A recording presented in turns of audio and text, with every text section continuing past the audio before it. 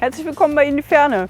In diesem Video erfahrt ihr, welche 10 Dinge ich im Sommer im Minicamper immer dabei habe. Ist nämlich ein bisschen was anderes als im Winter.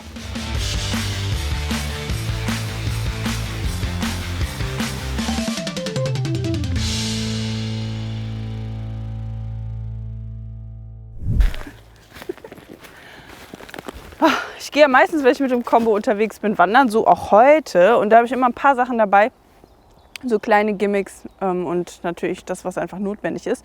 Und was das ist, das zeige ich euch jetzt. Das sind alles Sachen, die ich mir, bevor ich losgehe, in den Rucksack packe. Natürlich, ganz wichtig, Müllsammelhandschuhe. Das sind so Gartenhandschuhe, die sind außen atmungsaktiv mit irgendwie so einem Stoff und flexibel. Und hier eine Gummibeschichtung, das halt, selbst wenn man mal nasse, eklige Sachen damit anfasst, dass das nicht durch die Handschuhe durchgeht. Und man kann sie auch in die Waschmaschine schmeißen, habe ich schon regelmäßig gemacht. Die kommen zusammengerollt immer in den Rucksack und mit einer kleinen Mülltüte. Manchmal gucke ich drauf, dass es Mülltüten sind oder irgendwelche Tüten, die ich eh noch zu Hause habe. Aber da die nicht mehr umsonst rausgegeben werden, ist das eher weniger. Man kann natürlich auch einfach so einen Müll-Jutebeutel dafür abbestellen und dann immer den waschen. Aber ich möchte das ja auch wegschmeißen und das geht halt oft nicht einfach so. So, was mache ich hier mit Mülltüte und Handschuhen? Müll sammeln, wenn ich unterwegs bin in der Natur. Nicht nur auf den Parkplätzen, wenn die besonders vollgesaut sind und ich nicht will, dass der Ruf der Camper damit ruiniert wird. Wenn man mein Auto da sieht und den ganzen Müll, dann sammle ich das ein und versuche den Platz ein bisschen besser zu hinterlassen, als ich ihn vorgefunden habe. Und ansonsten natürlich, wenn ich in den Wald reingehe und wandere, nehme ich nach Möglichkeit auch Müll mit oder entsorge ihn irgendwo dann auf dem Parkplatz, wo ich dann wieder ankomme. Und ansonsten fahre ich den auch im Auto durch die Gegend, bis eine Gelegenheit kommt, das zu entsorgen. Was ich im Sommer immer im Kombo habe, ist Sonnencreme. Und zwar mindestens mit Schutzfaktor 30. Die steht sowieso standardmäßig im Auto, aber meistens habe ich auch noch eine kleine Packung mit, die ich dann mit in den Wanderrucksack schmeiße. Dann einmal eine Schicht beim Auto nochmal drauf schmieren, wenn ich rausgehe. Und wenn ich unterwegs bin, lege ich auch nochmal nach dann mit der kleinen. Wenn es jetzt doch mal so war, dass man es irgendwie ein bisschen unterschätzt hat mit der Sonne und einen Sonnenbrand gekriegt hat. Ich habe im Auto immer so eine Packung Aloe Vera Gel, einfach reines Aloe Vera. Das hilft bei mir am besten, wenn ich da mal einen Sonnenbrand habe. Ich neige auch dazu, mich zu überschätzen, aber zumindest sorge ich vor, es gibt das im Auto und ich versuche dran zu denken. Das nächste ist natürlich Wasser, das braucht man immer, wenn man unterwegs ist. Ich hatte immer so eine kleine 500 Milliliter Flasche, die war schon ziemlich mitgenommen und dann habe ich euch mal gefragt, ob ihr größere Flaschen kennt, die möglichst nicht aus Alu sind und nicht aus Plastik. Und dann habt ihr mir Clean Canteen empfohlen. Die habe ich jetzt gerade in Benutzung. Bisher bin ich zufrieden, sehr robustes Teil und natürlich auch über 1 Liter passt in dieses Modell hier rein. Wichtig fand ich auch immer, dass der Deckel so gemacht ist, dass man den leicht auch mit, wenn der mal dolle zugedreht ist, auch wieder aufkriegt. Und ja, so 1 Liter reicht dann auch. Und warum der reicht, zeige ich euch gleich. Das geht nämlich aufgrund eines anderen Gimmicks. Langzeiterfahrung kann ich euch noch nicht geben, aber ich halte euch auf dem Laufenden. Wenn ihr die sehen wollt, ne, Kanal abonnieren. Neben einer Trinkflasche für Wasser habe ich natürlich auch meistens noch eine Flasche am Start, in der Kaffee ist, weil auch ohne Kaffee ziehe ich selten los. Und die nehme ich jetzt nicht nur, wenn ich draußen beim Wandern unterwegs bin, da ist das, glaube ich, offensichtlich, aber auch so gerne, wenn ich mir mal eine größere Menge morgens koche, dann kann die in dem Thermosbecher bleiben. Auch da teste ich gerade noch, ist jetzt noch nicht so lange in Gebrauch. Ich habe versucht, einen zu finden, der dicht ist und der nicht mehr als 500 Milliliter hat, weil irgendwann, wenn die Menge zu groß ist, bin eine Einzelperson, ich trinke viel Kaffee, aber irgendwann schmeckt der Kaffee auch nicht mehr, dann koche ich lieber frisch nach. Aber auch so 500 Milliliter ist eine gute Menge, um fürs Wandern loszuziehen. Und sonst lieber frisch nachkochen. So, das zweite Ding, was zu dem Wasser gehört, ist nämlich mein Sawyer Wasserfilter. Das ist so ein Mini-Ding, Travel-Ding zum Wandern. Da gibt es einmal so einen Pouch und obendrauf wird dann der Filter geschraubt. Und dann kann man nämlich, wenn der 1 Liter beim Wandern im Sommer zur Neige geht und 1 Liter reicht bei mir meistens überhaupt nicht und ich musste immer mehrere Flaschen mitschleppen und das war ultra nervig, dann kann man nämlich hier durch den Filter zum Beispiel am Bach gesammeltes Wasser einmal durchlaufen lassen und trinken und dann trinkt man sauberes Wasser. So, mit dazu gehört noch ein Strohhalm, ein waschbarer. Der kann entweder hier oben drauf gesetzt werden und dann kann man zum Beispiel auch direkt aus so einer Flasche trinken. Wenn ich jetzt hier das Bachwasser einfüllen würde, kann das abgeschraubte Ding nehmen So, dann kommt hier der Strohhalm dran und dann kann ich zum Beispiel direkt aus der Flasche trinken. Selbst wenn da ekliges Bachwasser drin ist, dann wird das halt hier drüber gefiltert. Und dann muss ich nicht mehr als diesen 1 Liter Wasser mitnehmen. Muss halt nur gucken, dass ich unterwegs Wasserquellen habe. Aber zum Beispiel mit Apps wie Komoot oder so, da ist das auch eingezeichnet. Wenn ihr jetzt eine detaillierte, ausführliche Review zu dem Ding sehen wollt oder so, schreibt es mir in die Kommentare. Dann überlege ich dazu mal ein Video zu machen, weil das würde jetzt den Rahmen sprengen. Ich habe auf jeden Fall schon, ich war an der Anger in Düsseldorf unterwegs und auf dem Hinweg war da noch kein Hinweis, bin ich mir sehr, sehr sicher. Und auf dem Rückweg stand auf dem Kartenschild, das da immer an so Wanderparkplätzen steht, dass man bitte Tiere nicht in das Wasser lassen soll, weil da Benzin oder Diesel irgendwie Kraftstoff ausgelaufen ist oder reingelaufen ist in die Anger. Und deswegen keine Tiere da reinlassen sollen. Ja, und ich habe an dem Tag einfach mal angefangen, diesen Wasserfilter in der Anger zu testen und ich lebe noch. Hat also funktioniert. Aber man hat ja nicht immer nur Durst, sondern auch manchmal Hunger. Und dann habe ich meistens irgendwie ein Obst dabei, eine Banane oder einen Apfel. Apfel finde ich ein bisschen handlicher unterwegs, Banane eher im Auto, aber Apfel dann, wenn ich wandern bin. Und so einen kleinen Nusssnack, wo so eine Mischung ist aus verschiedenen Nüssen mit Rosinen.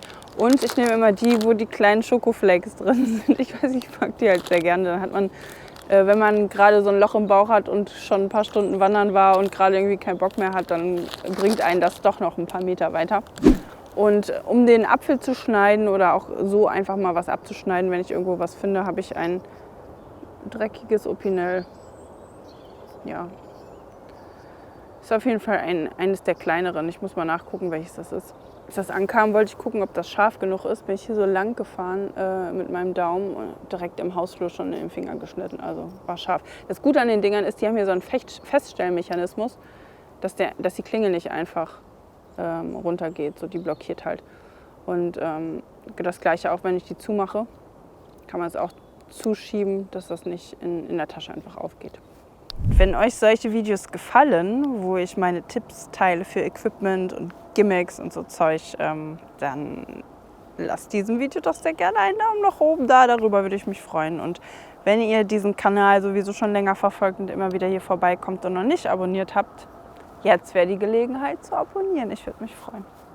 War ich den einen Tag wandern und wollte unbedingt Bärlauch finden und habe in dem ganzen Wald keinen Bärlauch gefunden. Dann habe ich mich verlaufen und dann bin ich auf dem Rückweg hier vorbeigekommen und plötzlich habe ich gesehen, kurz vorm Parkplatz, ein ganzes Bärlauchfeld. Oh mein Gott! Und dann wusste ich erstmal nicht, ist das wirklich Bärlauch oder nicht. Es roch auf jeden Fall knoblauchig, als ich das in der Hand zerrieben habe. Aber ich war mir trotzdem nicht sicher, weil man es ja mit Maiglöckchen verwechseln kann. Und dann wurde mir gesagt, ich soll darauf achten, dass die Unterseite matt sind und nicht glänzend. Bei Maiglöckchen sind die nämlich glänzend. Und dass es nur ein mittiger Stiel ist, aus dem die rauswachsen. Das sieht man auch. Und dass man guckt, Bärlauch nur dann zu schneiden, wenn er noch nicht geblüht hat. Also hier, ich habe jetzt extra geguckt, dass das noch geschlossene Blüten sind und nicht geöffnete. Und natürlich kann man alles schön mit dem Messer machen. Und ansonsten findet man das irgendwo, wo es halt schattig ist und in der Nähe von feuchtem Boden oder halt bei feuchtem Boden. Und es gilt die Handsträußchenregelung, wie ich von der lieben Coco Grün gelernt habe. Man darf für den Eigenbedarf Handsträußchen große Mengen mitnehmen und nicht alles massenweise absäbeln. Mögt ihr Bärlauch? Ich finde den geil. Ich dachte, ich habe den Hype immer nicht verstanden, aber irgendwie jetzt dieses Jahr, wo ich den mal selber gefunden habe und verarbeitet habe im Essen, schon ganz geil. So, hier einzelner Stiel, daraus wächst sie und nicht aus einem Stiel mehrere Blätter. Und worauf man auch achten sollte, ist Einzelblattbestimmung machen. Nicht den ganzen Strauß nehmen oder denken, ich habe jetzt ein Blatt bestimmt und kann ich alle anderen abschneiden. Einzeln. Was nicht fehlen darf im Sommer, weil da schwitzt man halt eher und dann läuft man sich eher Blasen, sind Blasenpflaster. Und zwar sind Blasenpflaster bei mir immer im Kombo selber und meistens auch im Wanderrucksack mit. Wenn ich unterwegs bin, weiß ich nicht, größere Strecke, alles so ab 4-5 Kilometer aufwärts, da wird es dann kritisch, wenn auch vielleicht nicht die guten Schuhe da sind oder es einfach zu warm ist oder nicht die richtigen Socken. Ja, und ich habe immer die von Compeed, ich habe mich durchgetestet, durch andere Marken auch, die haben mir nicht so geholfen. Wenn ihr irgendwelche kennt, auf die ihr schwört, schreibt mir die mal in die Kommentare. Ansonsten, das sind die einzigen, die ich empfehlen kann. Die Billigvarianten Bei mir funktioniert es nicht. Mit den Compete-Dingern, die mache ich drauf und kann dann noch weiter wandern. Die sind ein bisschen schmerzlindernd, die nehmen den Druck weg. Und ich kann sie auch gut wieder entfernen, wenn es denn ab soll, ohne dass die Blasen dabei jedes Mal kaputt gehen. Was ich mir auch angewöhnt habe, ist irgendwie so ein Babypuder. Einfach so ein ganz normales Babypuder, egal welches, im Auto zu haben. Denn manche Leute haben das, wenn sie beim Wandern irgendwie dolle schwitzen, je nachdem welche Hosen sie anhaben, ob jetzt Shorts oder längere Hosen. Das kann helfen, wenn man das über die Beine macht, dass man zumindest sich da kein Wolf läuft oder so und nicht irgendwie dann die Tour durch sowas unterbrochen ist. Ja, und ansonsten, man kann es auch zweckentfremden, wenn man einen Tag mehr skippen will mit dem Haarewaschen, dann kann man das anstelle von Trockenshampoo auch benutzen, um einen Tag ohne Haarewaschen mehr auszukommen. Was im Sommer auch immer im Kombo ist Dr. Bronner's 18 in 1. Da gibt es sicherlich auch andere Produkte, aber das ist jetzt das Einzige, das ich kenne, das für so viele verschiedene Sachen einzusetzen ist. Nicht nur als Spülmittel oder Handwaschzeug, Shampoo, Duschgel. Ich glaube sogar als Zahnpasta kann man es benutzen. Ja, so vielseitig einsetzbar. Ganz kleine Flasche, ist sehr konzentriert. Also ich habe 2 Flaschen im Auto, die habe ich seit ich den Kombo habe, also sehr ergiebig und nutze ich für alles Mögliche. Lavendel, Zitrone mag ich gerne.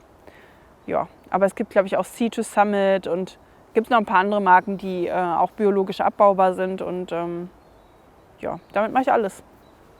Ja, und was ich noch immer dabei habe im Sommer im Kombo sind so Gummispannseile mit so Haken an jedem Ende, denn die sind perfekt, um entweder sich ein bisschen Sonne aus dem Weg zu halten. Da kannst du dann halt irgendwie ein Handtuch drüber hängen oder ein Tuch oder sonst was.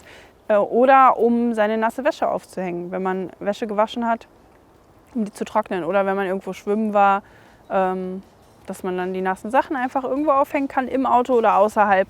Gummispannseile oder auch um Ladung zu sichern. Vielfältig einsetzbar, sind bei mir immer in der Kiste.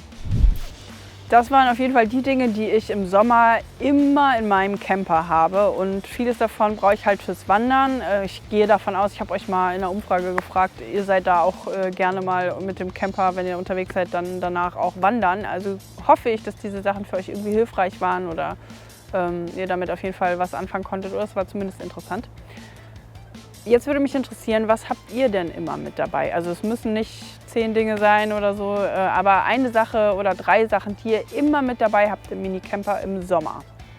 Schreibt mir das mal in die Kommentare, das würde mich sehr interessieren. Ansonsten würde ich sagen, das war ein Video von In die Ferne. Mein Name ist Chantal Stauder, der Mann hinter der Kamera ist Henning Westerkamp und wenn ihr mögt, sehen wir uns die nächste Woche wieder.